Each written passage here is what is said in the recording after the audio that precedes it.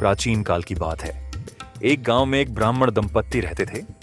वे दोनों जन्म से ही अंधे थे, लेकिन वे भगवान की भक्ति में लीन रहते थे। उनका एक पुत्र था जिसे वे बहुत प्रेम करते थे।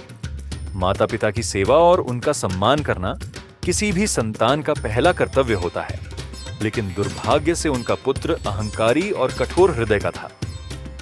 जैसे जैसे वह बड़ा हुआ, उसके मन में अपने अंधे माता पिता के प्रति घृणा और उदासीनता बढ़ने लगी। वह उन्हें एक बोझ समझने लगा और लोगों के सामने उनका अपमान करने लगा। जब वे भोजन मांगते तो वह झुंझलाकर उन्हें डांटता और कभी-कभी तो बिना भोजन दिए ही छोड़ देता। एक दिन गुस्से में आकर उसने अपने माता पिता को घर से बाहर निकाल दिया। वे भूखे प्यासे बेबस होकर गांव के बाहर एक वृक्ष के नीचे बैठ गए। उनकी आत्मा दुखी थी, लेकिन उन्होंने भगवान से प्रार्थना करना जारी रखा।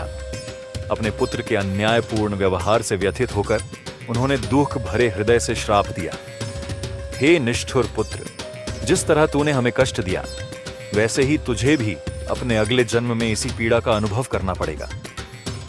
भगवान की माया अपरंपार है और कर्मों का फल अवश्य मिलता है।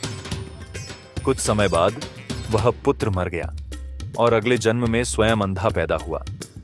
इस जीवन में वह भी भीख मांगने को मजबूर हो गया।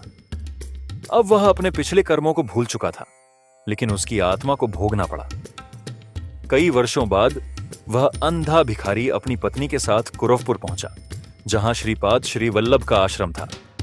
उसने अपने जीवन की दुखभरी कहानी संत श्री वल्लभ को सुनाई और उनसे दया की याचना की। श्रीपाद श्री वल्लभ मुस्कुराए और बोले, वत्स, यह तुम्हारे ही कर्मों का फल है। पूर्व जन्म में तुमने अपने माता पिता का अपमान किया था, इसीलिए इस जन्म में तुम्हें भी वही कष्ट भोगना पड़ा, लेकिन गुरु की कृपा से सब संभव है। फिर उन्होंने भिखारी को गंगा जल दिया और मंत्र जाप करने को कहा। जैसे ही उसने जल ग्रहण किया, एक चमत्कार हुआ।